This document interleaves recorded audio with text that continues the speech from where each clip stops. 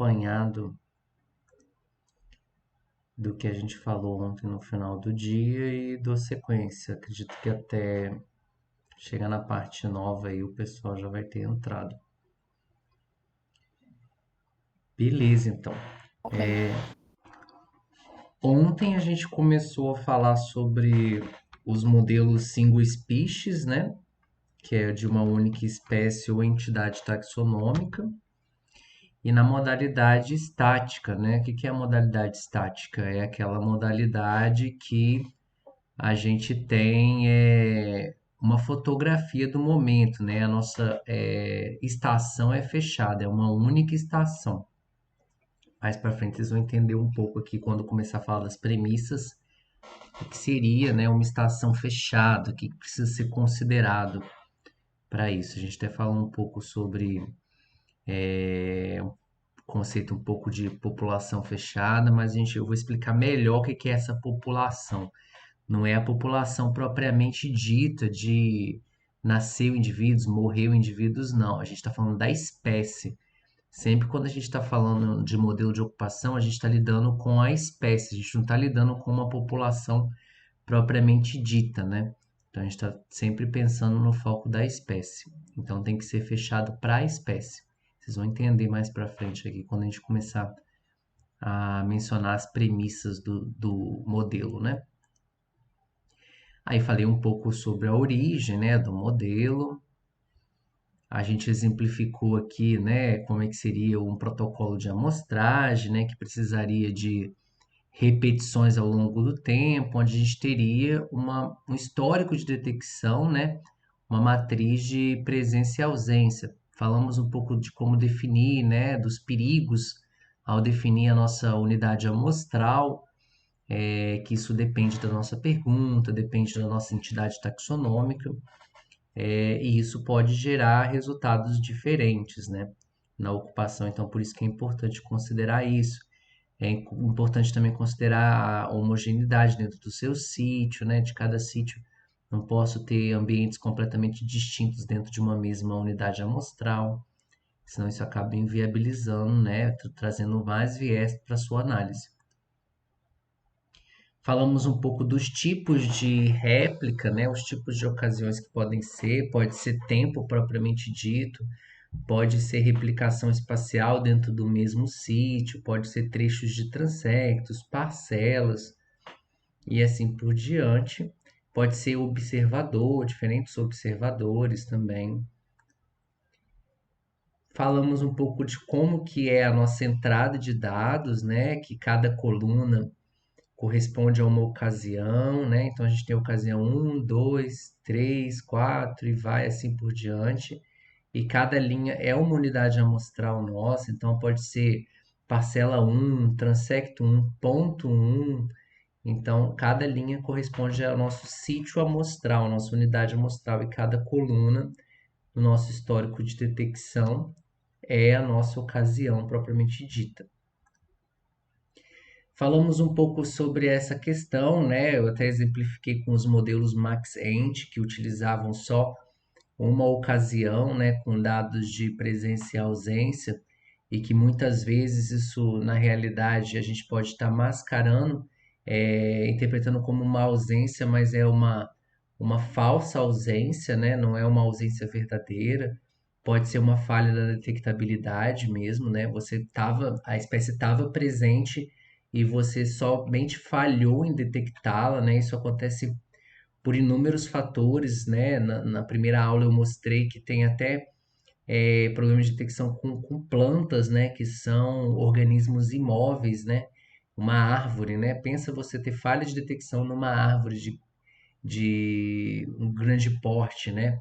Então pensa para um animal que é um animal, o animal ele é móvel, né? Então isso é muito complexo de fato. A gente tem problemas na detectabilidade, pode ser por isso é um exemplo muito claro. Às vezes, quando a gente vai para campo, a detectabilidade ela é diferente até da pessoa, de um mês para o outro.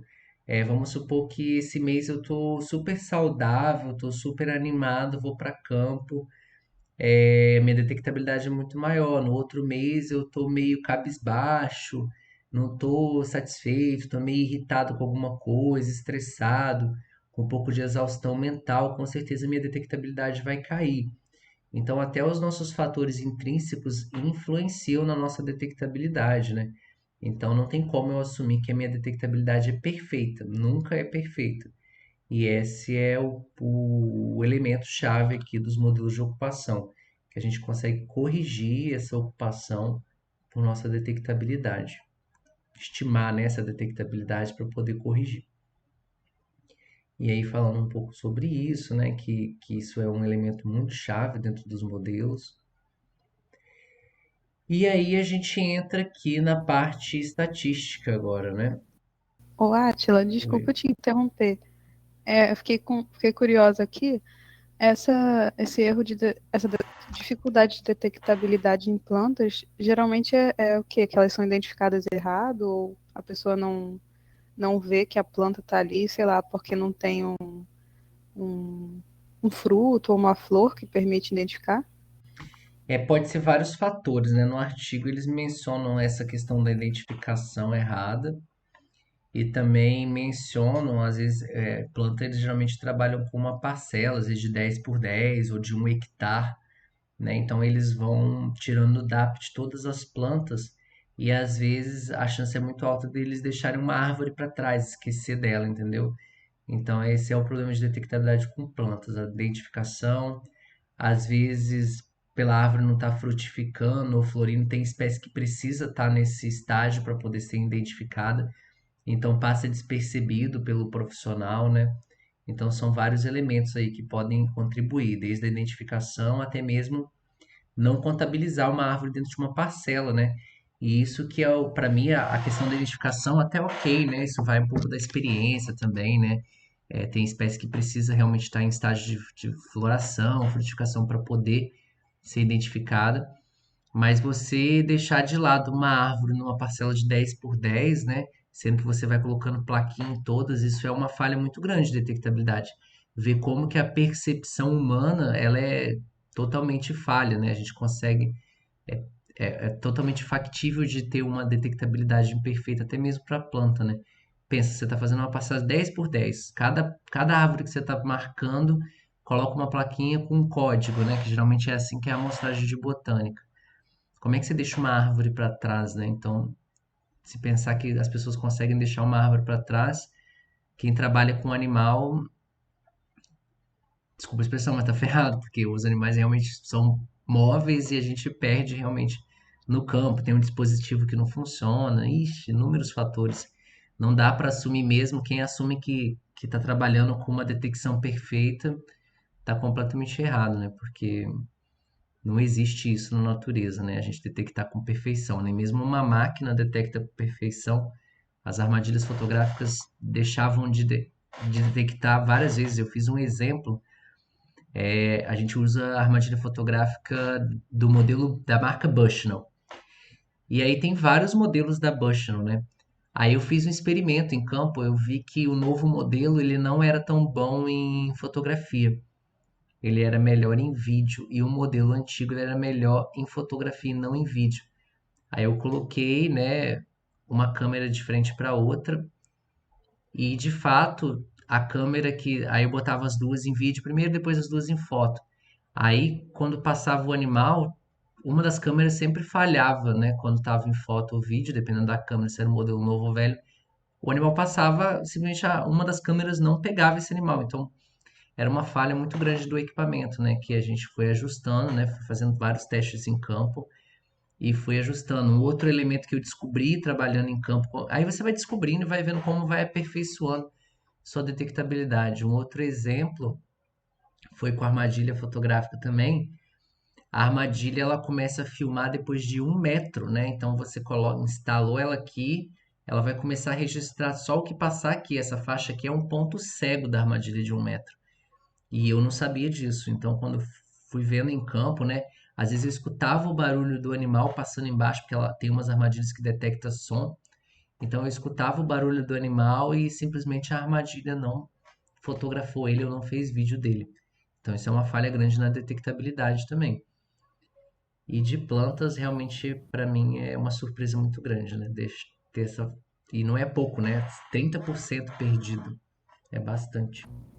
Também já tive problemas com câmera que parou de funcionar no meio e aí eu perdi várias observações de visitas de flor. Sobre as plantas, assim, também. Se a gente pensar que às vezes tem uma planta que está na margem da parcela, mas que você não pode mostrar, e a gente nem olha, né? Geralmente o que está fora da parcela, assim, você não tem como saber que realmente está ali, né? Porque pelo menos um animal você escuta ou você vê um rastro. A planta, se você não olhar, você não viu, né? Realmente não contabilizou aquilo. Não, com certeza. Eu nunca tinha pensado por esse lado. Talvez planta seja até mais difícil, né? Porque o animal ele faz aquele movimento, né? Faz algum som e a gente olha, ajuda a detectá-lo quando ele está presente. Planta realmente fica lá quietinha. Eu acho que pode ser até mais complexo. Nunca tinha pensado por esse ângulo aí, não. Mas faz sentido mesmo de ter, né, esses erros de detectabilidade. Mas beleza, vamos começar agora a parte da estatística. Estatística não, porque a gente já viu toda a parte da estatística, mas vamos pensar aqui na leitura. O que que são os nossos parâmetros agora? A gente tem um parâmetro realmente de interesse, que é o nosso PSI, que é o garfinho aqui da psicologia, que é a nossa ocupação propriamente dita. Como a gente viu, ocupação ela pode ser muitos elementos. Ela pode ser um indicativo de abundância. Isso depende do que você vai responder. Ela pode ser um indicativo de abundância, ela pode ser uso do hábitat, ela pode ser a distribuição espacial, né, por si só, proporção de locais ocupados que essa espécie está ocorrendo. Então, aqui a definição dela, a original, né, de 2002, ela é a probabilidade que um local, uma unidade amostral nossa, está sendo ocupada pela espécie.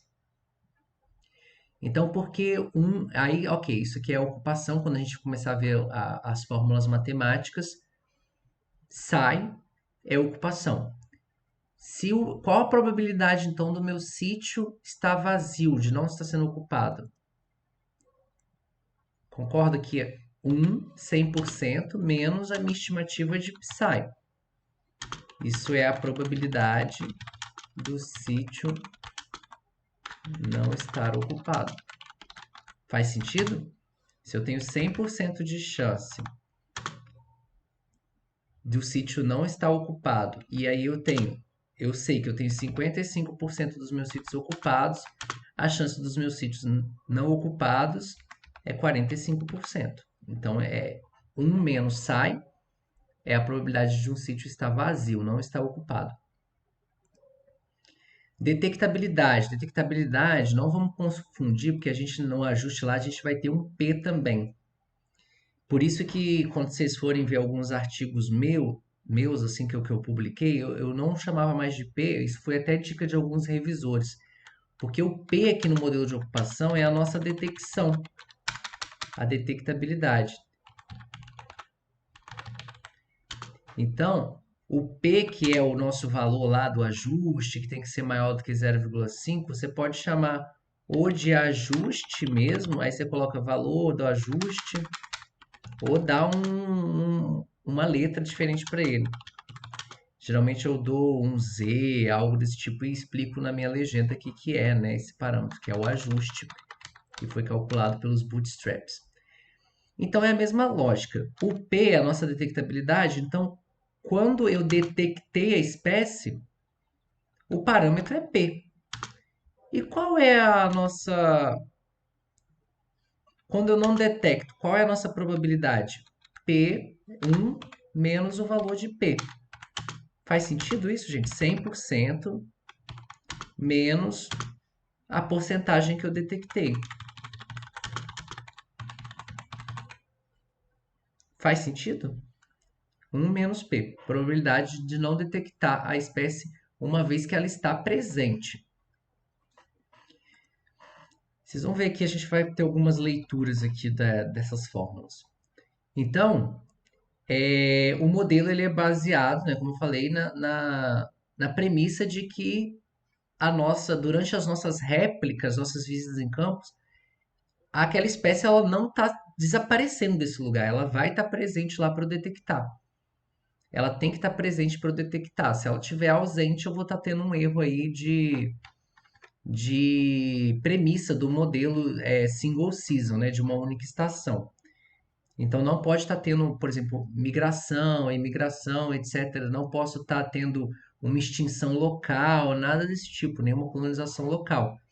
Num curto intervalo que eu estou repetindo para essa única estação, a espécie tem que estar lá disponível para detectá-la se ela ocorrer naquela área. Beleza. Os modelos, a gente sabe que dentro, todos os modelos, quando a gente for construí-los, né, no Presence, no R, no Mark, etc., a gente sabe que tem uma parte, isso já é embutido dentro dos programas, mesmo quando a gente faz um modelo nulo, a gente sabe que tem eventos estocásticos, aleatórios, que é o que a gente chama de random effects, que são os efeitos aleatórios que estão acontecendo. A gente sabe que a gente está medindo, às vezes, variável um, 2, 3, 4, quatro variáveis diferentes. Mas a gente sabe que além dessas variáveis, tem uma porcentagem ali ainda que está acontecendo por efeitos totalmente estocásticos, aleatórios, e está tudo bem. Isso é considerado dentro do modelo. Ele já contabiliza que está acontecendo esses efeitos aleatórios lá dentro da natureza, que não tem nenhum efeito direto de uma variável, mas sim por, simplesmente por efeitos estocásticos mesmo, que está acontecendo alguma alteração lá. Não é por causa de uma característica do seu sítio ou da sua ocasião que você visitou. Beleza. Aí é sempre importante a gente saber fazer essa leitura verbal, né, das equações matemáticas. Então vamos dar uma olhada aqui. Por exemplo, eu tenho lá a primeira linha do meu histórico de detecção. Aí eu tenho aqui, ó, ocasião 1, 2, 3 e 4. No meu sítio 1, aí cada linha é um sítio, né? Então eu tenho sítio 1, que é o nosso H1 aqui, que H vem de histórico de detecção, isso aqui é um histórico de detecção. Então o que aconteceu aqui? Primeira coisa que eu posso dizer para o sítio 1 é o quê? Vamos escrever aqui. Então, nosso sítio 1, o que é a primeira coisa que eu posso dizer verbalmente primeiro? Sítio, vamos colocar assim, espécie presente no sítio 1. Vocês concordam comigo que a espécie estava presente lá? É a primeira coisa que eu posso dizer. Tem um aqui. Se fosse tudo zero, o cenário seria diferente. Então, eu tenho duas detecções aqui, na ocasião 1 e na ocasião 3. Então, se eu for escrever verbalmente ou falar, ler esse histórico de detecção, eu vou falar espécie presente no sítio 1, detectada na ocasião 1 e 3 e não detectada, porque eu já sei que a espécie está presente, então ela não está ausente. Então já sei que na ocasião 2 e 4 eu não detectei. Mas eu sei que a espécie ocorre nesse sítio. Então, tá vendo como que vai construindo essa detectabilidade? Porque eu já sei que eu tenho problemas de detectabilidade. A espécie ocorre aqui e eu não detectei. Eu falhei em detectar ela. Então, como é que eu monto isso aqui embaixo? Olha, matematicamente agora. A gente tem lá o histórico de detecção. Então, eu já sei que eu tenho psi, porque eu detectei a espécie. Então, na ocasião 1, o que eu tenho? Eu tenho psi vezes P, ocasião 1, porque eu detectei. Ocasião 2, o que era não detectar, gente? Não era 1 menos, 100% menos a probabilidade que eu detectei? Ocasião 2. Na ocasião 3, o que aconteceu? Eu detectei. E na ocasião 4, não detectei, então 100% menos P na ocasião 4. Faz sentido essa formulação aqui para vocês? Faz. Não, beleza, porque vocês não vão ficar lidando diretamente com a fórmula, mas é importante olhar para um histórico de detecção e saber fazer a leitura tanto verbal como escrever matematicamente. Vamos pegar agora um outro exemplo. Deixa eu sair daqui. Vamos pegar um outro aqui para a gente escrever. Vamos pegar agora. Vamos supor que é o sítio 2. O sítio 2 eu tenho a seguinte situação: 0, 0, 0, 1. Como que seria a leitura verbal? Vamos botar. Como que a gente poderia ler esse histórico aí de detecção? Alguém se arrisca?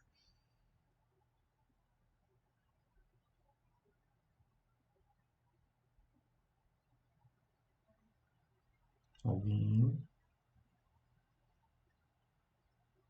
Pode escrever no chat também. Se não quiser arriscar aí, como que a gente poderia interpretar esse histórico de detecção aí?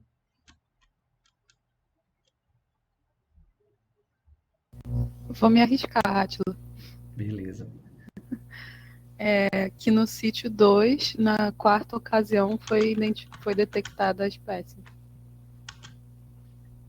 Isso. Ó, então vamos lá, vamos tentar lapidar um pouco disso. No sítio 2, a espécie estava presente, correto? Detectada Sim. na ocasião 4 e não detectada nas ocasiões 1, 2 e 3. Beleza, é isso mesmo. Matematicamente agora, como é que eu poderia colocar?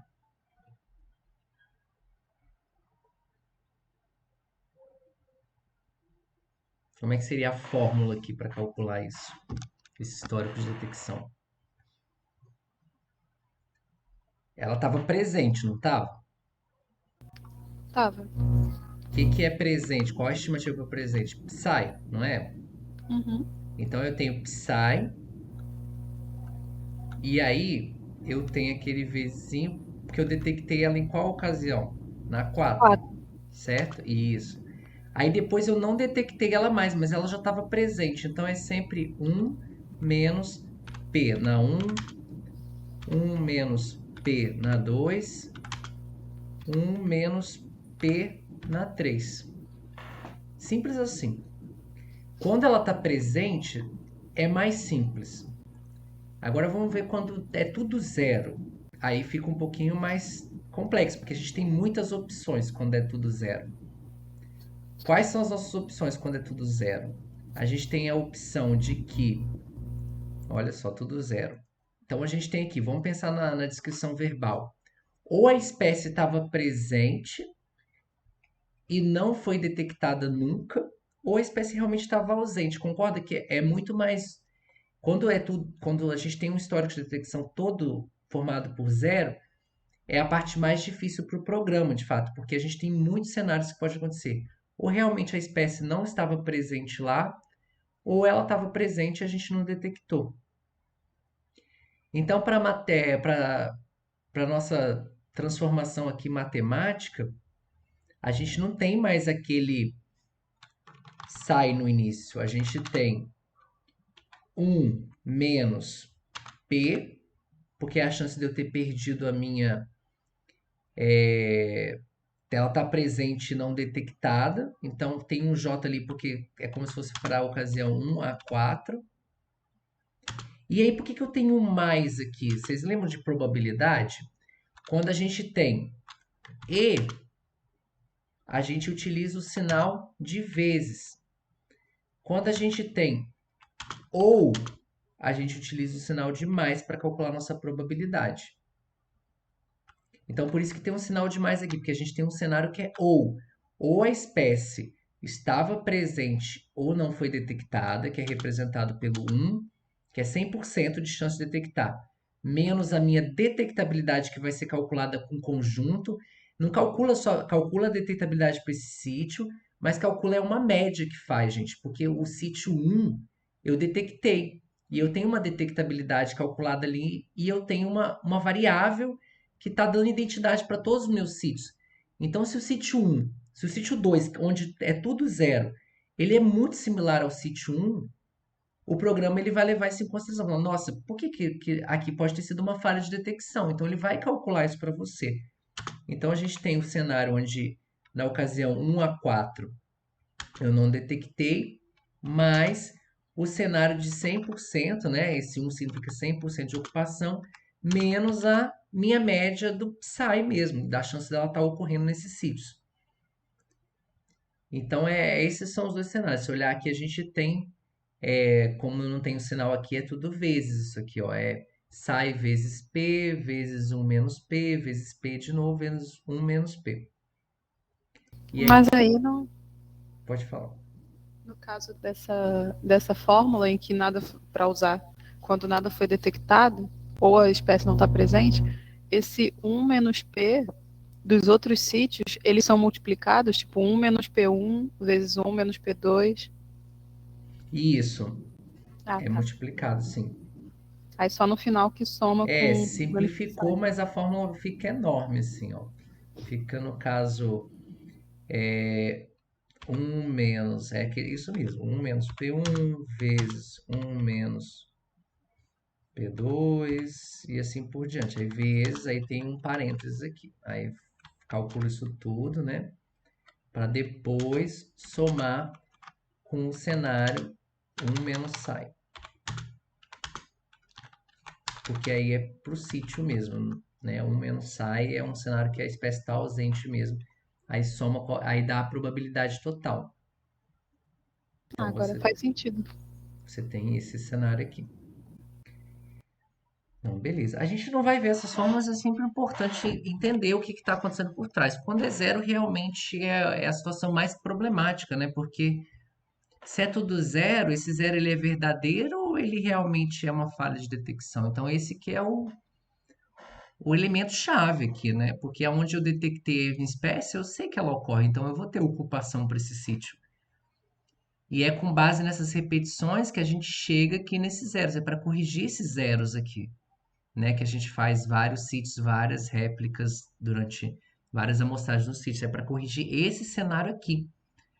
Porque o outro a gente realmente sabe o que aconteceu, a gente detectou. E é o que a gente precisa para esse momento. A gente precisa corrigir isso aqui. Se ela é uma ausência verdadeira ou se é uma falha de detecção. Concordam comigo que a gente quer corrigir é isso? Esse aqui, tive um lá, é o que importa para mim, a presença da espécie. Só que aí também isso aqui é legal, porque leva em consideração. Às vezes, é por isso que ele é um proxy da abundância. Vocês vão ver que faz sentido ser um proxy da abundância, porque aqui eu tenho, vamos supor que eu tenho, é diferente de eu ter um histórico de detecção assim, um histórico de detecção assim e um histórico de detecção assim. Concordam comigo? Pode ser que nesse segundo sítio aqui a espécie é mais abundante e pode ser algum dos elementos aqui menos. Então por isso que é um proxy da abundância, porque pode ser que esse sítio aqui ele é mais favorável para a espécie. Então eu detecto mais. Átila. Oi. Quando a gente vai, tipo, várias. Fui 4 vezes, mas só detectei uma vez. É mais provável que as outras chances, as outras vezes que eu fui, tenha sido falha na detectabilidade, ou pode ser, sei lá, um sítio que deixou de ser ocupado, ou que não era ocupado e foi ocupado, ou talvez até pegando a espécie meio que migrando, não migrando, mas tipo, procurando algum lugar para ocupar, É, ou a estatística consegue me dizer isso ou não? ela vai calcular uma média, sabe, Andresa? Mas isso é um problema. Se você desconfia que isso está acontecendo, não é fechado. Se você detectou, vamos botar o cenário aqui, que eu acho que é esse cenário aqui que você está falando. Você detectou a primeira vez, depois você não detectou nunca mais, certo? Ou vice-versa, né? Eu não detectei, e aí lá no final eu detectei. Esse cenário aqui, se a espécie estava presente, ela deixou de estar presente por algum fator, você não tem mais um single season. você tem que levar em consideração o que que aconteceu aqui para ela imigrou, ela, não sei, a área foi desmatada, não é mais um local de ocorrência da espécie, e vice-versa aqui. Vamos supor, aqui a espécie colonizou, ela conseguiu chegar num fragmento. Então, se isso acontecer aqui, não é fechado, não é um single season, vai ter que ser talvez um multi-season, e você vai ter que dividir isso aqui. Vamos supor aqui, vamos botar 8. Você vai ter isso aqui. Vamos supor que na primeira estação, que é o nosso single season aqui, você detectou, e na segunda não. Então você tem. Aí o programa vai estimar a chance de uma extinção local. E aqui é a mesma coisa, ele vai estimar a chance de uma colonização local. Você tem um modelo dinâmico, você não tem um modelo estático, entende? Ele leva em consideração só se for multi-season. Ah, certo, entendi. Se você for Então, fazer um single season mesmo, ele vai interpretar que estava tudo certo lá, que a espécie não estava, que é uma das premissas. Você vai ver aqui na frente. tipo, quando às vezes eu vou fazer, e pode fazer em 2 estações, e uma, por exemplo, trabalhando com aves, né? No período reprodutivo, elas ficam muito mais territorialistas, o território diminui, então elas vão estar muito mais presentes e responsivas a um playback. E aí, se eu fizer em 2 estações, é melhor que eu faça em 2 estações ou que eu faça na mesma estação? Eu recomendaria nesses casos.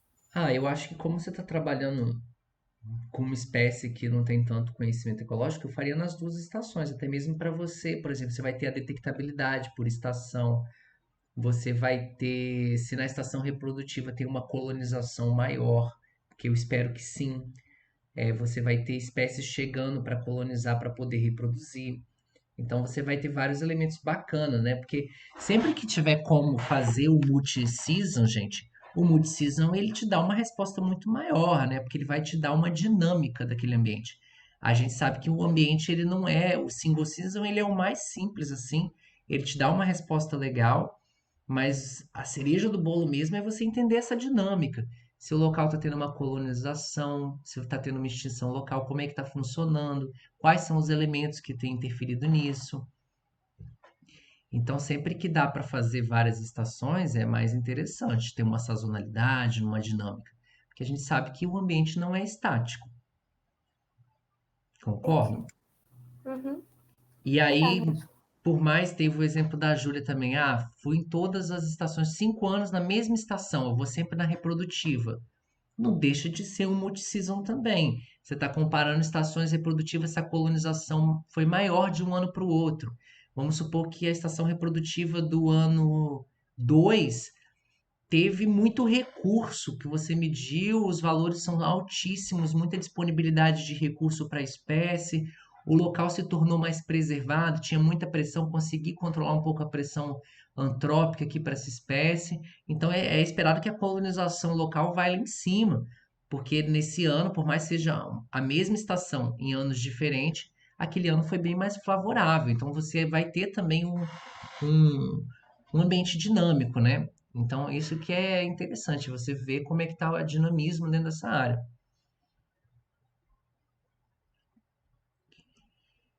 Beleza? Vamos dar sequência aqui. Aí aqui, ó, a Júlia acho que me perguntou quantas repetições eu preciso, né? Aí aqui o Conroy e vários outros autores tem no capítulo do Mackenzie também, acho que nos últimos capítulos tem. Onde você vai alocar o seu esforço, né? Vamos supor que eu tenho uma espécie que ela é muito rara. Olha isso aqui, ela é muito rara e ela tem uma detectabilidade baixíssima. Aqui, por exemplo, gente, no Psy, ela pode ser rara no ambiente de abundância mesmo, é super rara no ambiente, mas eu posso ser uma espécie rara, mas que quando ela está presente eu tenho uma detecção muito fácil dessa espécie. Vamos supor que a gente tem algumas espécies, eu sei, há uma espécie que é rara, vou dar um exemplo. Já ouviram falar do mutum do Sudeste, que é uma espécie ameaçada, o Crax blumenbach? Ele ocorre em pouquíssimas áreas, mas quando ele é baixíssima abundância onde ele ocorre, ele é super caçado, tem uma pressão muito grande, E aí, mas quando ele está presente, gente, ele faz uma barulheira no lugar. Ele é uma espécie super detectável. Então, ele é uma espécie que está se enquadrando aqui. Ele tem uma abundância baixa, uma ocupação, ele ocorre em poucos locais, mas quando ele está presente, eu tenho 90% de chance de detectar ele. Olha a quantidade de visitas que eu preciso. 2 vezes. Por mais que seja uma espécie rara no ambiente, mas eu detecto com facilidade. Agora vamos supor que eu tenho uma espécie que ela ocorre em muitas localidades, mas ela é super críptica, super difícil de detectar. Ela é silenciosa. Isso aqui, eu vou dar outro exemplo. Tem primatas, tipo o gigó, não sei se já ouviu falar do gigó, sauá, o calicebus, que é o gênero calicebus, ele é muito críptico, ele se movimenta dentro da floresta sem fazer um barulho. Mas tem áreas que ele é muito abundante.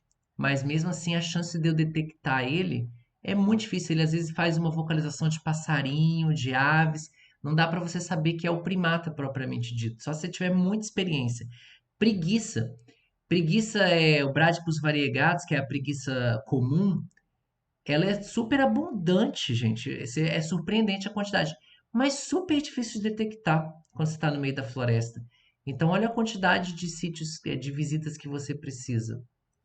Estão entendendo como é que é calculado isso? Então, ó, vamos supor, a espécie aqui ela é razoável no ambiente, mas ela tem uma detectabilidade alta. 3 visitas. Então, você vai ter essa formulazinha aqui para você se orientar. Ah, e como que eu sei essa formulazinha? Faz um piloto. Faz 2 visitas, calcula no presence. Você vai conseguir calcular a sua detectabilidade e vai conseguir calcular a sua ocupação.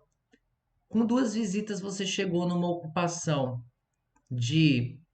Aí vamos supor, minha ocupação é 30%, de 100 sítios, 30 estão ocupados, e eu tenho uma detectabilidade de 70%. Aí você vai chegar aqui, 2 visitas. Tá ótimo que eu fiz. Eu preciso de 7. Você vai ter esse norte aí para onde você vai empregar seu esforço. Beleza, gente? Faz sentido isso? Depois eu posso até compartilhar esse artigo com vocês. Eu queria sim esse artigo. Não, eu vou compartilhar com vocês e é tudo com base no piloto, por isso que eu sempre falo. E outra coisa, eu aprendi da pior forma possível, gente. Eu fiz um esforço gigantesco quando eu cheguei lá no doutorado de sanduíche para analisar. Eu descobri que eu poderia ter feito mais áreas, eu teria muito mais robustez nos meus dados se eu tivesse empregado meu esforço de maneira diferente. Então, não cometa o meu erro. Chega de campo, vai analisando os seus dados, porque vai chegar um ponto que você já está respondendo sua pergunta. Você pode empregar seu esforço, o dinheiro em outra coisa. Então, é sempre bom, não deixa para analisar na reta final. Vai chegando, até porque você vai praticando, né, os modelos ou qualquer análise que for fazer, você já vai tendo na cabeça, ver como que os dados estão respondendo. Às vezes, você planejou um projeto aí de 1 ano, 12 meses, com 6 meses você já respondeu.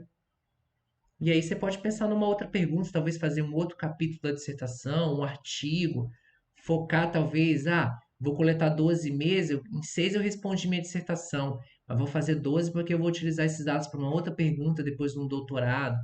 Dá para pensar em muita coisa, não desperdice esforço, né? O recurso está tão escasso, né? A gente sabe que para campo é tão cansativo, então tenta sempre voltar e analisar os dados. Isso serve para qualquer análise que for fazer. Ô, Ah, Átila, Oi. opa, fala, Andresa. pode falar, Felipe. Não, ia só perguntar se mais tarde teria como dar uma olhadinha, se eu posso usar meus dados para tentar fazer isso, se me ajudaria a fazer essa projeção de quanto de esforço precisa. Vamos analisar sim mais tarde. Tá bem, obrigada. Não. Átila, minha pergunta era se eu posso ter repetições diferentes em áreas diferentes trabalhando com a mesma espécie. Tipo, eu trabalho em 2 áreas. Aí pode ser que em uma área ela seja mais detectável e na outra não. E aí isso teria que me fazer ir mais vezes em uma área do que outra, ou o esforço deve ser o mesmo para as 2 áreas, já que é a mesma espécie. Andresa, não precisa ser igual o esforço. A gente vai até entrar um pouco nisso agora, sim. né? Mas nesse caso aqui é mais problemas logísticos, mas não precisa ser uniforme o esforço, não. E isso é normal, de ter intercorrências, de uma área que a espécie é super abundante, a detectabilidade é super alta, eu vou menos vezes. Na área que é mais difícil de detectá-la, eu posso ir mais vezes. Não, não faz diferença para o programa. Você vai ter a estimativa de qualquer jeito, né?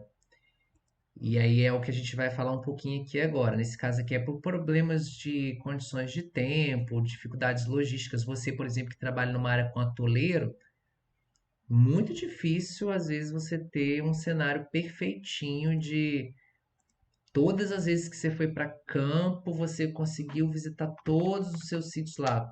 Muito difícil.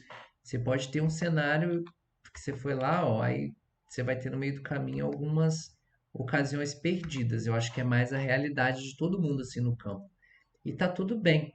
O modelo ele lida com essas observações perdidas também. Vocês se surpreendem quando você, o brasileiro, isso é muito legal, né? Mas a gente se preocupa muito com a qualidade dos nossos dados. Não sei se é porque a gente tem mais dificuldade de fazer pesquisa, né? A resiliência nossa aqui é muito elevada, comparada aos países de primeiro mundo, por exemplo, principalmente os Estados Unidos. E eles não fazem um esforço, uma pulga de esforço. Às vezes a gente está com condições lá no campo que se fosse um americano ele não iria fazer o campo naquele dia. Mas a gente vai e fala, não, eu vou lá, vou coletar, a gente tem uma força de vontade, uma resiliência muito grande. Porque eles sabem que esses softwares que a gente analisa, eles estão preparados para lidar com esses cenários aqui, onde você não conseguiu amostrar uma área. E tá tudo bem. Então o programa ele lida com isso. Então se você tem lá 5 sítios, desses 5 sítios chegou um mês ou 2 meses, você conseguiu ir em um, você faz lá seu histórico, coloca o tracinho, se for no presence, se for no R você vai colocar NA e ele vai analisar normalmente, ele vai levar isso em consideração. Então, não vai estragar completamente a sua amostragem. Obviamente, isso são exceções, né? Você não pode também ter mais observações perdidas do que observações que você conseguiu realizar. Isso aqui tem que ser exceções dentro do seu planejamento aí. E com relação a ter uma área um eu fiz 10 ocasiões e área 2 eu fiz 5, tá tudo bem também. Você pode analisar, talvez coloca como uma variável a diferença da área, dá para trabalhar dessa forma também. Entendi, obrigada. Nada. E aí a gente entra nas nossas premissas, gente. Quais são as premissas aqui? A gente já falou muito dessa premissa aqui. A nossa ocupação ela tem que ser fechada e a gente vai destrinchar cada uma dessas premissas aqui. E quando eu falo ocupação, as mudanças na ocupação fechada, eu estou me referindo à espécie, não é população. Então, a minha espécie não pode deixar de existir ou começar a existir numa área. Ela tem que estar, para fazer o single season, ela tem que estar presente lá para eu detectá-la. Segundo premissa, as detecções têm que ser independentes. A gente vai ver um pouco mais sobre isso. Terceira premissa, eu não posso ter falso positivo. Eu não posso achar que a espécie estava lá, errar na identificação e ter falso positivos. Não pode ter isso aqui, tem que identificar com certeza. E quarta e última, não menos importante, eu não posso ter uma heterogeneidade dos meus dados que não foi modelada. O que é isso? Não foi modelado. Eu tenho que colocar as variáveis aqui para caracterizar os meus sítios. Eu não posso deixar de lado por exemplo, a área tem diferenças de vegetação e eu não coloquei isso no meu modelo. Então, isso aqui é quebra de premissa. Eu tenho que colocar isso no meu modelo, porque diferença na vegetação implica em diferentes detectabilidades. Então, eu tenho que colocar a heterogeneidade. Eu tenho que representar os meus sítios de maneira adequada. Obviamente que a gente sabe que não dá para mensurar tudo, mas a gente tem que tentar ao máximo modelar dentro do nosso cenário, nossa realidade, modelar tudo o que é possível de heterogeneidade entre nossas áreas. E aí vamos lá. População fechada. O que é a população fechada? Eu tenho aqui um sítio. A gente sabe que a gente tem lá um animal, ele tá circulando aqui no sítio, igual tem o desenhozinho aqui. E aí, o que que é a população fechada? A população fechada é que o animal está circulando aqui, ele fica saindo e voltando, mas ele está aqui presente para eu detectar. Faz sentido isso? Ele está aqui utilizando, ele não está saindo daqui. Contrário, aí que tem a probabilidade, se for aquela questão da leitura lá de novo, a probabilidade de que está presente durante a amostragem e eu detectei.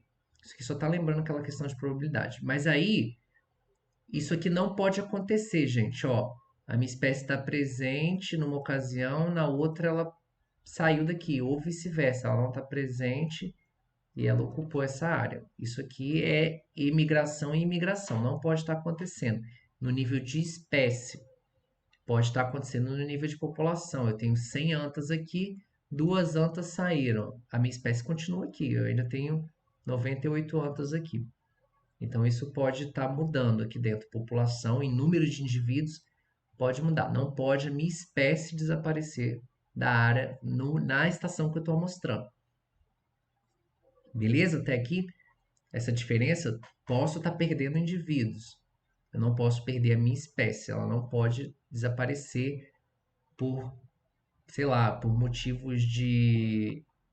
Ah, reprodução é muito comum, né? Com aves é muito comum ter espécies migrando. A gente também tem isso muito comum em áreas alagadas, né, com anfíbios. As espécies temporariamente alagadas. Tem um período que as espécies vão estar lá e tem um período que elas não vão estar lá mais. Então isso não pode acontecer, senão você tem 2 estações.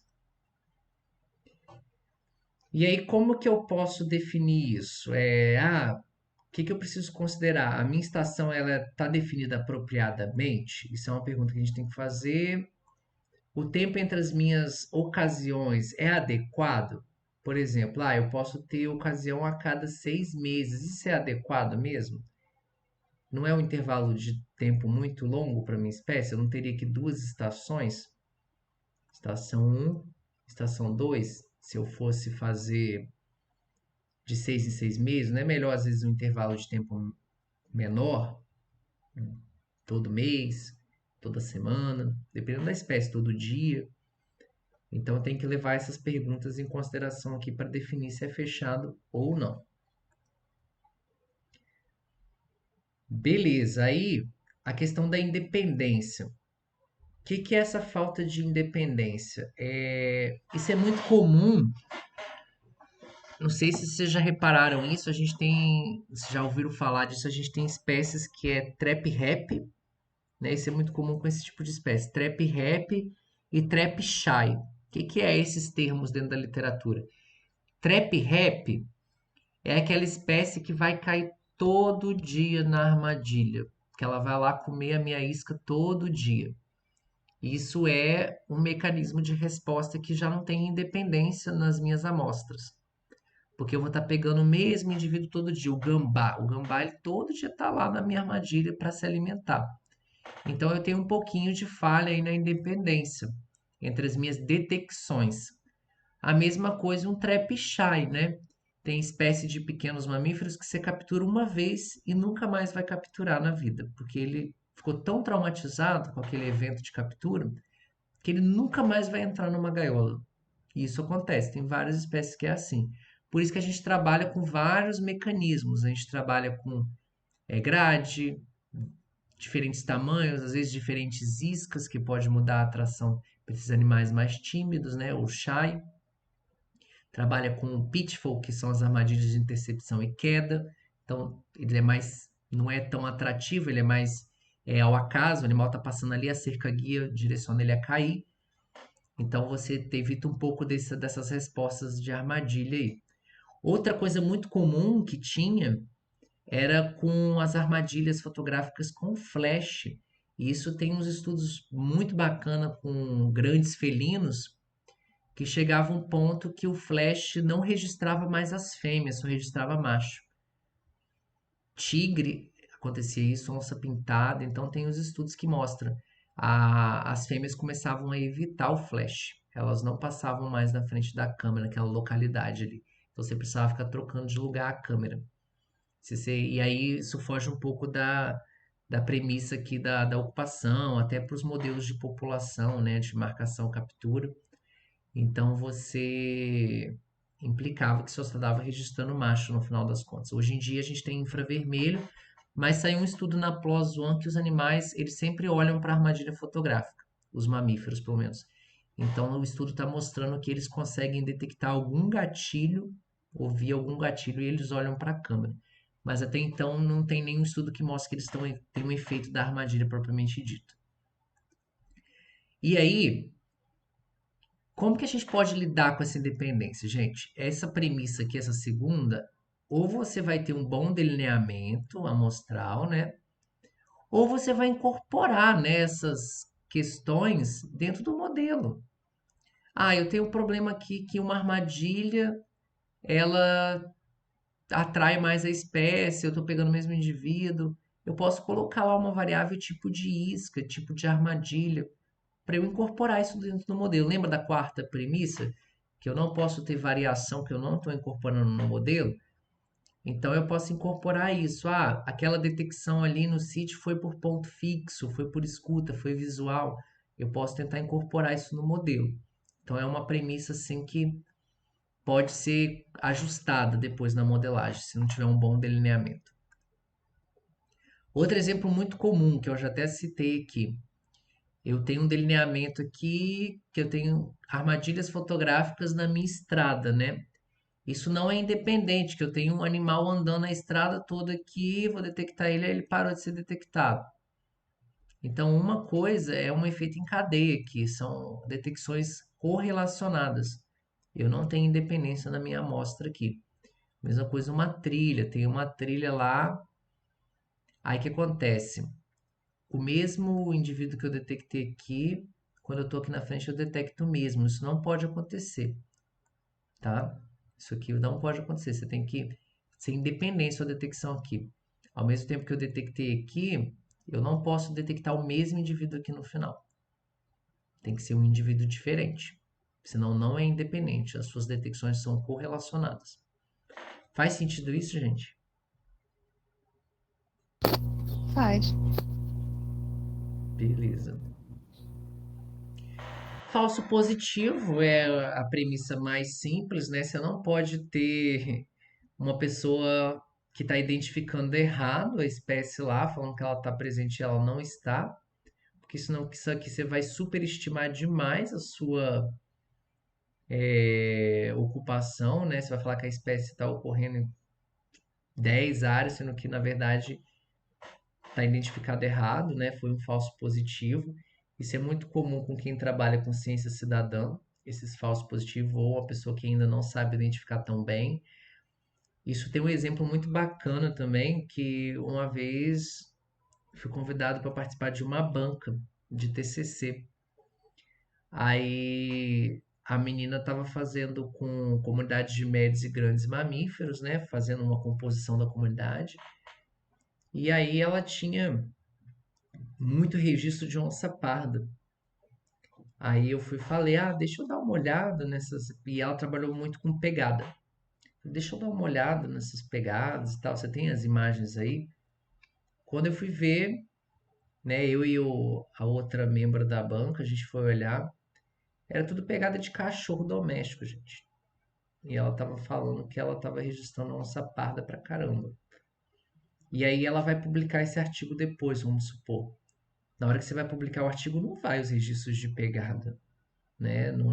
Geralmente as pessoas não colocam as imagens, né? Não tem nem espaço nas revistas. Vai só os dados, os resultados. Aí ela ia falar que numa área tava, uau, bombando, lotado de onça parda. Não era tudo cachorro doméstico, pelo contrário, uma espécie exótica que causa impacto. Então, se tornou um lugar que poderia ser preservado para um lugar super impactado, né? Olha a diferença, o problema que isso pode dar, né? Com falta de identificação. Isso é muito comum com pegada, é muito comum com vocalização de anfíbio, de aves, né? Tem espécie que é muito similar com a outra. A ave tem muito disso, às vezes é uma diferençazinha lá no tarso que vai diferenciar uma espécie da outra. Então, isso é muito comum. Essa premissa, ela geralmente com pessoas inexperientes, né? Às vezes ela é quebrada assim. E as pessoas fazem análise da mesma maneira. Então tem que ter essa preocupação aí, porque isso pode gerar um resultado completamente diferente, né? Ainda mais se eu estou trabalhando com uma espécie ameaçada, identifiquei errado, falei, nossa, pensa nos prejuízos que isso pode ter. Eu falar que uma área está com uma ocupação super alta de uma espécie ameaçada, sendo que não, a espécie está super ameaçada. Estou falando que ela não está tão ameaçada, né? Então isso pode ter um prejuízo muito grande, essa terceira premissa aqui. Por fim, né, eu já até falei um pouco disso, eu não posso deixar de modelar nada que eu considere como que eu consegui identificar, tá, gente? Tem coisas que a gente não vai conseguir identificar de variação, né? Que é até aquela variação que eu falei, que ocorre os efeitos aleatórios, que são estocásticos, tem coisas que a gente não vai conseguir modelar de fato. Mas se eu detectei uma diferença em campo, né? Eu conheço a minha área, eu falei, nossa, essa área é muito diferente da outra. E eu não colocar isso nos modelos, eu estou quebrando essa quarta premissa aqui. Eu tenho que levar isso em consideração. Ah, a densidade de flores, de elementos florais, eu não estou levando em consideração, isso é diferente. A Júlia até citou aqui, tem ponto que eu registro muito mais a espécie do que no outro. Aí você vai ter que começar a pensar por que isso é diferente dentro do transecto, essa área tem mais recursos, você vai ter que colocar isso nos modelos, senão você está quebrando essa quarta premissa aqui. E aí a gente tem, né, que vocês vão ver que esse triângulo ele vai aumentar aqui quando a gente tiver o nosso multicism, né? Vai ter um outro triângulo aqui. Dentro da nossa estação tem que estar fechado, gente. Então vamos lá, um semestre aqui, vamos lá, a seca, chuvosa, período reprodutivo, não reprodutivo. Tem vários exemplos de estação, tem que ser fechado. Esse aqui é realmente os outros três você tem como corrigir dentro do modelo. Agora, esse daqui de ser fechado ou não, vai ser uma negligência muito grande de se você não contabilizar que é fechado realmente para a espécie. A espécie não pode estar evadindo aqui, emigrando ou imigrando aqui, não pode estar tendo colonização e extinção local. Senão você está trabalhando com outro modelo que é o multicism. E aí, vamos lá, eu já trabalhei, o exemplo que eu vou dar até aqui na disciplina é com o artigo da espécie da cutia, da Ziprocta leporina. Eu fiz ao longo de um ano. Na teoria, isso até o revisor pediu depois, eu fiz single season. Eu teria aqui estação seca e estação chuvosa. Aí o revisor falou, por que você não fez, eu fiz single season, enviei para publicação, você não fez multi-season? Aí eu falei, não preciso fazer multi-season, né? Por quê? Não tá tendo. O que eu tinha aqui, ó? Tem formas de você ver se você faz multi-season. Na estação chuvosa, eu tive, vamos supor, exemplo aqui, 75 detecções. Na seca, eu tive 69 detecções. Tem diferença, gente, no meu número de detecção? Não. Para a cutia, não está tendo efeito de seca e chuvosa na ocupação dela. Ela não está deixando de ocorrer. Então, eu poderia só ter colocado, eu poderia ter usado o single season, e em vez de fazer um multi-season que ia aumentar mais dois parâmetros, né, que você vai colocar mais complexidade no seu modelo quando você vai para o multi-season, eu vou partir para o princípio de parcimônia. Aí o que eu fiz? O revisor questionou isso, aí eu não concordei, eu falei, para responder o revisor, eu coloquei lá estação como uma variável no meu modelo. E realmente essa variável de estação não deu diferença nenhuma, o modelo ficou lá embaixo, ele não chegou nem perto de responder nada. Aí eu respondi para o referido, falei, olha, tanto é que não tem efeito de estação porque essa variável não chegou nem perto de explicar a ocupação da minha espécie nem a detectabilidade. E aí o revisor falou, não, ok, eu considerei dentro do meu modelo single season o fator tempo. Isso é uma tática muito boa quando a gente tem um conjunto de dados limitado. Em vez de você fazer um multi-season, você coloca o fator tempo dentro do seu modelo. Isso é uma estratégia muito boa de você considerar né, que você está tendo essa imigração dentro de um single season, porque ele é mais simples. Então fica essa estratégia aí para vocês também, porque às vezes o modelo multi-season ele é muito mais complexo, né? Ele requer mais um N, uma suficiência amostral maior do que o single season. Então tem essa estratégia aí também. Beleza? Aí até então a gente falou de modelo nulo, a gente pensa agora nas variáveis, né? O que que são as variáveis? A gente tem dois tipos de variáveis, gente. Eu já mostrei lá no Presence. A gente tem as variáveis que são específicas de sítio. O que que são essas variáveis? É aquela característica que não vai mudar ao longo do tempo. Porque se essa característica ela muda ao longo do tempo, vamos supor, temperatura. Cada vez que eu vou a campo está uma temperatura diferente. Então isso é uma variável de quê? De ocasião, não é uma variável de sítio. O que que não muda ao longo do tempo geralmente? Ah, o tipo do hábitat, as características, por exemplo, da fitossociologia daquele lugar, né? Se é floresta, se é campo, a distância às vezes de uma estrada, se a área não estiver tá sendo fragmentada, é a distância da borda. São variáveis assim que não muda ao longo do tempo. O tipo de solo às vezes não muda, né? Então, são variáveis que são de sítio. Então, isso é uma variável de sítio que ela não muda ao longo da sua amostragem. Já a variável de amostragem, né, que é a nossa variável de ocasião, ela vai mudar, né, de acordo com a sua ocasião. E essa variável de ocasião, gente, como a gente está trabalhando ainda com um single season, a gente não pode ter ocupação mudando de uma ocasião para outra. A gente só pode ter detectabilidade. Então, essas variáveis elas só são utilizadas para modelar detectabilidade, que são condições, né, locais do meio ambiente, o tipo de observador, o tipo de método. Então, isso só está influenciando na detectabilidade, não afeta na ocupação. Concorda comigo que o tipo de método não vai afetar na ocupação? Não é o tipo de método que eu estou utilizando que vai influenciar se a espécie está presente ou não. Ela vai influenciar na minha capacidade de detectabilidade. Então, geralmente as variáveis de ocasião elas são utilizadas só para modelar detectabilidade, não ocupação. Faz sentido isso para vocês? Faz. Beleza. E aí a gente tem variáveis contínuas, né, que são aquelas variáveis numéricas, e tem as variáveis categóricas, né, que às vezes área controle, área impacto, preservado, não preservado e assim por diante. Quando a gente está trabalhando com variável contínua, gente, o que é importante a gente fazer? A gente tem que tomar um cuidado aqui, ó.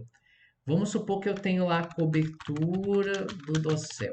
Cobertura do dossel, qual é a natureza dessa variável? Não é porcentagem? E ela vai de 0 a 100%.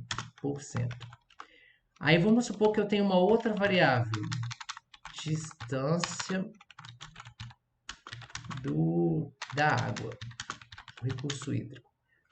Essa aqui, ela é uma variável que vem em metros, né, ou quilômetros. E aí ela vai variar, se for em metro, por exemplo, aí eu tô lá, fiz a medida em metro, aí eu tenho de 0 a 3 quilômetros. Olha a natureza dessa variável aqui, o programa ele não vai saber que isso aqui está em metro, isso aqui está em porcentagem. Se eu colocar a cobertura do dossel e distância da água sem padronizar isso aqui, eu vou estar falando, o programa vai interpretar que isso aqui tem uma variação muito maior, uma amplitude muito maior, isso vai dar ruído na minha análise. Quando eu estou trabalhando com naturezas diferentes, o ideal é que eu transforme tudo isso em log antes de fazer os modelos. Porque quando eu transformar em log, né, tudo isso aqui vai ficar padronizado, na mesma medida. Beleza? Então tem que tomar cuidado com a escala que a gente está utilizando também nos modelos. E aí a gente tem, né, as variáveis binárias, né, no presence. Na hora que a gente for trabalhar com as variáveis binárias, a gente precisa dar, a gente chama de variável dummy, né? O que é a variável dummy? Eu não vou colocar lá com caça e sem caça área. Não vou colocar floresta e campo. Eu vou representar isso aqui como floresta 1 e campo 0. A gente precisa dar um código para isso, numérico, para ela poder identificar lá. Ele não vai interpretar isso com a palavra escrita, você tem que dar um código numérico. Então tem que tomar cuidado. Se eu tenho 3 tipos de vegetação, vai ser 0, 1, 2. Aí você tem que saber qual que é qual, né? Na ordem hierárquica aí que você construiu. Porque o programa ele vai levar em consideração, por exemplo, posso adotar uma ordem hierárquica de complexidade. Tem o campo, que é 0, 1 é a nossa área arbustiva e 2 a área florestal. Ele vai levar em consideração essa ordem aqui, ou vice-versa. Se eu tratar a floresta como 0, eu tenho que saber essa hierarquia que eu criei aqui. Beleza, aí a gente tem alguns exemplos aqui, né? Que é essa perereca de capacete aqui lá na reserva da Vale. Ela é chamada de perereca de capacete porque ela fica dentro da bromélia, assim, essa carapaça dela aqui da cabeça, né? O osso. É super rígido, né? Ela usa, né, perereca de capacete, porque ela fica dentro da bromélia e fica caindo semente aqui na cabeça dela. Então, isso aqui é uma placa de osso muito rígida mesmo, muito forte. E aí, recentemente, para quem não sabe, foi descoberto que essa perereca aqui, ela é a única perereca até o momento peçonhenta da Mata Atlântica. Ela tem espículas aqui, que quando ela dá uma cabeçada no predador dela, ela usa para se defender. O predador vai abocanhar ela, e aí ela consegue liberar toxinas que chegam a ser 1000 vezes mais peçonhentas que o veneno da jararaca. Então, ela é uma espécie super curiosa e a gente já manipulou. Isso é recente que descobriu, né? Mas a gente em campo era comum passar o dedo na cabeça dela para sentir essa placa mesmo. Hoje em dia a gente tem que tomar um pouco mais de cuidado porque tem mais veneno que uma jararaca, 1000 vezes mais. Então ela está sendo estudada. Então a gente estava trabalhando com essa perereca de capacete. E aí a gente publicou 2 artigos com ela, né? Os aspectos ecológicos propriamente dito. E chegou um ponto que a gente trabalhou na reserva, a gente pegou um evento de El Niño muito grande. Então a gente pegou uma das maiores secas da área de todos os tempos, dos últimos 50 anos, assim. E aí a gente viu, a gente utilizava o cano PVC, que vai ter foto aqui mais pra frente, e a gente viu que as bromélias estavam todas morrendo. Então a gente viu que o cano PVC que a gente utilizava como marcação na trilha estava sendo utilizado para essa perereca. Deixa eu ver se tem foto dela aqui, ó. Que acumulava água, ela tinha uma tendência a usar bromélia, não tinha bromélia mais, estavam todas esturricadas, sem água. Ela começou a usar os nossos caninhos. E aí a gente tentou fazer modelo de ocupação para ver qual a probabilidade de detecção nas trilhas que tinham um caninho, se aumentava a nossa detectabilidade, e até discutir um artigo de conservação, de utilizar cano PVC, né, em áreas secas, assim, como abrigos artificiais. Então aqui está o exemplo da seca, ó, aqui está a normal, a média, ó, dos últimos, desde 1975, e a gente trabalhou aqui nesse período. Então a seca estava bem tensa na área, né? A maior seca de todos os tempos. E a gente viu que as trilhas com o cano PVC, isso aqui ajuda depois até para questões de, como que eu vou favorecer a detecção dessas espécies aqui? Se eu colocar abrigos artificiais, vai facilitar, né? Pode ser uma forma até de isca, né? De trazer essas espécies para a gente detectar.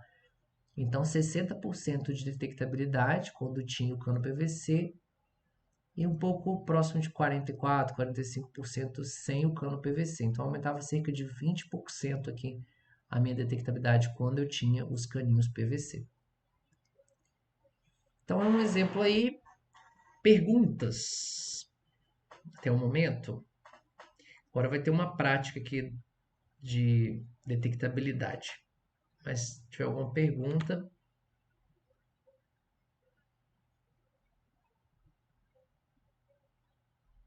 querem ir direto para a prática? Eu não tenho nenhuma pergunta, não.